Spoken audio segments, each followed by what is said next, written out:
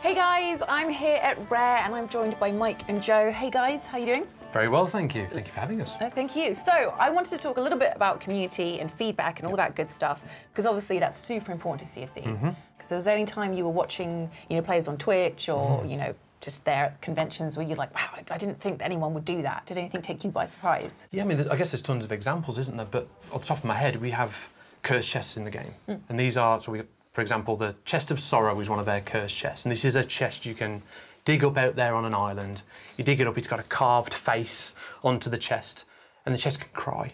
So the face can cry, and all the tears kind of flooding onto the deck, and your ship can fill it with tears. The chest is worth a lot if you get it back to an outpost. The crew are united in working together to bail the water, bail the tears out of the ship to get that chest back. And that's going to bond players together. We put that into our technical alpha program, and we saw that players worked out that they could weaponise it. What they worked out was that they could sneak aboard someone else's ship with this chest, hide it in a really cool location where they didn't know where it was. That rival crew would be desperately trying to find where the hole was, where they were leaking water, but then realised too late, their ship sinks, and then the players who did it would sail in afterwards and just pick up the chests that were on board their ship. It's just incredible. So in that technical alpha, were there any sort of concrete changes that were made due to sort of community feedback? The obvious one for me is the small ship and the ladder, because we first put that in with one ladder. The idea was that both ships have these ladders, and the ladders are obviously the entrance point for boarding crews. So the thinking with a small ship was that there'll be crews playing on there, either 2 people or 1 person. And the thinking was, how can we narrow the kind of entrances for people to board the ship? So you've got one place to kind of keep checking to see if anyone's boarding your ship. So the thinking was, let's make it a single ladder. It seems to make sense, and it was like, yeah, it's a great idea, and we've got a difference between the ships.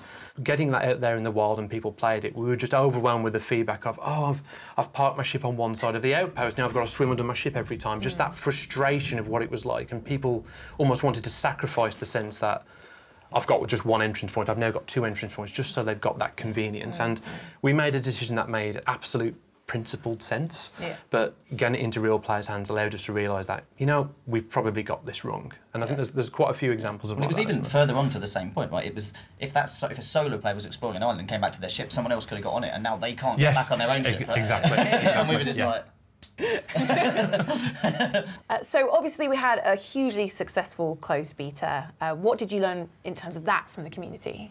Well, I guess one of the things we were kind of looking at is how people organise themselves amongst their crew.